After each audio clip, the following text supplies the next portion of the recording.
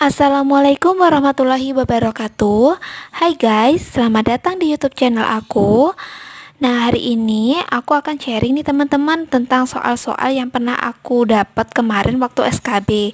Semoga bisa jadi motivasi buat kalian dan bisa jadi pembelajaran juga ya. Nah, kemarin di soalku keluar tentang screening resep ya teman-teman. Yang pertama kita akan bahas screening resep, meliputi screening resep administrasi, yaitu berupa identitas pasien, seperti nama, nomor rekam medik, alamat, tinggi badan, berat badan, kemudian juga nama dokter, tanggal penulisan resep juga harus kita cek ya teman-teman. Kemudian yang kedua, ada screening resep secara farmaseutik, yaitu meliputi nama obat, bentuk dan kekuatan sediaan, jumlah obat, stabilitas dan inkompatibilitas atau cara penggunaannya. Kemudian yang ketiga, yaitu screening resep klinis. Nah, pada screening klinis ini meliputi ketetapan indikasi obat, dosis, dan waktu penggunaan obat, kemudian adanya reaksi alergi atau tidak, kemudian adanya interaksi obat atau tidak pada saat dikonsumsi pasien. Nah, di soal selanjutnya kemarin itu keluar mengenai kartu stok nih teman-teman, yaitu fungsi dari kartu stok. Yang pertama, fungsi dari kartu stok yaitu digunakan untuk mencatat mutasi sediaan farmasi dan bahan medis habis pakai, meliputi penerimaan, pengeluaran, kehilangan, rusak atau kadaluarsa. Kemudian, fungsi yang kedua, setiap lembar kartu stok diperuntukkan untuk mencatat satu jenis sediaan farmasi atau bahan medis habis pakai. Jadi, tidak boleh dicampur antara obat satu dan obat lainnya ya. Fungsi kartu stok yang ketiga yaitu data pada kartu stok digunakan untuk menyusun laporan, perencanaan, pengadaan, distribusi, dan sebagai pembanding terhadap keadaan fisik sebagai sediaan farmasi dan bahan medis habis pakai dalam tempat penyimpanannya. Nah, kemarin di soalku itu soalnya gini nih teman-teman, pada kartu stok digunakan untuk menyusun apa? Nah, jawabannya itu hampir mirip-mirip. Kemarin seingatku, A. Laporan, B. Laba rugi, C. Keuntungan, D dan E saya udah lupa nih teman-teman.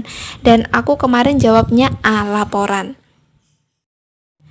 Soal selanjutnya yaitu tentang macam-macam ekstrak nih teman-teman. Kemarin yang keluar yaitu ekstrak kental.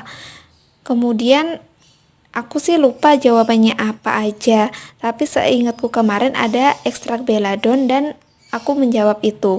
Dan kita akan bahas nih teman-teman kayak macam-macamnya ekstrak, mulai dari ekstrak kering atau ekstrak sikum. Contohnya yaitu ekstrak OPI dan ekstrak nih. Kemudian ekstrak kental atau ekstrak spisum, contohnya yaitu ekstrak beladon dan ekstrak hyoscyamine. Dan yang ketiga yaitu adanya ekstrak cair atau ekstrak liquid, yaitu contohnya ekstrak cine liquid dan rami dan hidratus. Kalian juga bisa searching lagi ya teman-teman untuk referensi lain. Lanjut ke soal berikutnya ya teman-teman, yaitu mengenai macam-macam kemasan. Kemarin yaitu yang keluar adalah kemasan yang langsung berhubungan dengan produk. Jadi kemarin aku jawabnya yaitu kemas primer.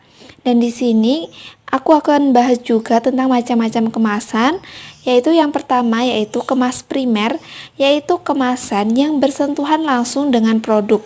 Contohnya blister, karena blister kan langsung berhubungan dengan tablet yang ada di dalamnya. Kemudian ada kemasan yang kedua yaitu kemas sekunder, yaitu yang bersentuhan dengan kemas primer. Contohnya dus obat. Nah, ini contohnya misalnya kita beli sirup paracetamol misalnya, nah itu ada dus dari kertas ya teman-teman, itu yang disebut dengan kemas sekunder. Kemudian ada yang ketiga yaitu kemas tersier, yaitu kemas yang bersentuhan dengan kemas sekunder, yaitu seperti dus karton. Jadi karton yang gede-gede itu yang warnanya coklat itu yang disebut dengan kemas tersier.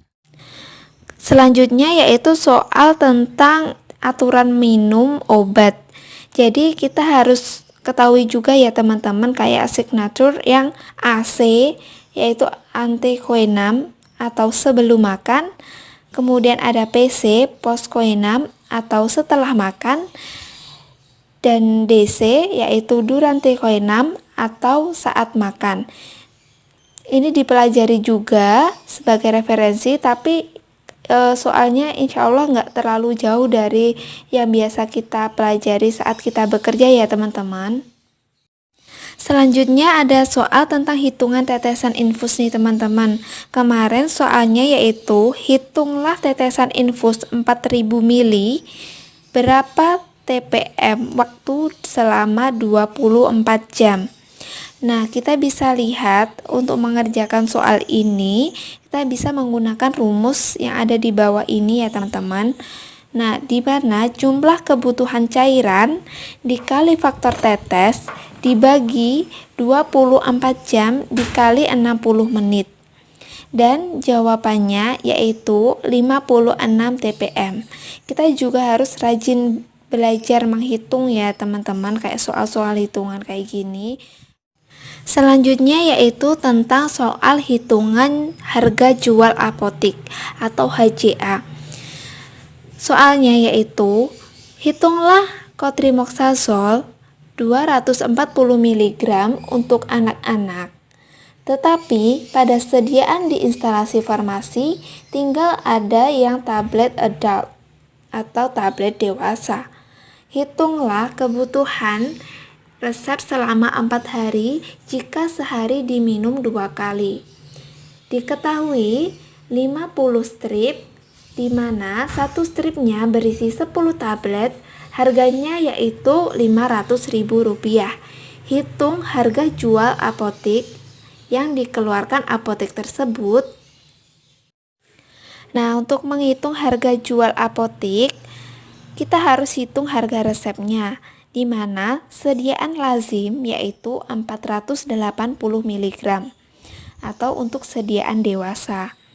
Kemudian yang dibutuhkan anak-anak yaitu hanya 240 mg. Jadi hanya setengah dari tabletnya ya teman-teman. Jadi langsung saja, setengah dikali 2 dikali 4 hari sama dengan 4 tablet. Setelah kita tahu tabletnya 4, kemudian kita akan mencari harganya. Dari harga 500.000 untuk 500 strip dapat kita tahu jika satu tabletnya yaitu harganya 1.000. Jadi langsung kita kalikan jumlah kebutuhan tablet yaitu 4 dikalikan dengan 1.000. Jadi harga jualnya yaitu Rp4.000. Soal selanjutnya yaitu mengenai pengertian sediaan farmasi. Nah, kita juga harus tahu nih teman-teman untuk pengertian sediaan farmasi. Jadi yang pertama, kita akan bahas mengenai emulsi. Emulsi adalah sistem 2 fase yang salah satu cairannya terdispersi dalam cairan yang lain dalam bentuk tetesan kecil. Kemudian yang kedua ada suspensi. Suspensi yaitu sediaan cair yang mengandung partikel tidak larut yang terdispersi dalam fase cair. Krim adalah bentuk sediaan setengah padat mengandung satu atau lebih bahan obat terlarut atau terdispersi dalam bahan dasar yang sesuai. Di dalam formularium nasional, sediaan setengah padat berupa emulsi kental yang mengandung air tidak kurang dari 60% dan dimaksudkan untuk pemakaian luar. Nah, kemarin yang keluar di soalku itu gini nih teman-teman. Krim mengandung cairan atau mengandung air tidak kurang dari A 30%, B 40%, C 60%, D 80%, E 100%. Dan kemarin aku jawabnya kalau nggak salah 40% nih teman-teman, dan itu salah. Dan sekarang aku mau sharing ke teman-teman biar teman-teman misalnya dapat soal ini bisa menjawab dengan benar ya. Nah, selanjutnya pelajari juga ya teman-teman tentang logo obat bebas terbatas, mulai dari P1 sama dengan P nomor 6. Di mana yang pertama, P nomor 1 yaitu awas obat keras, bacalah aturan pemakaiannya. P nomor 2, awas obat keras hanya untuk kumur, jangan ditelan.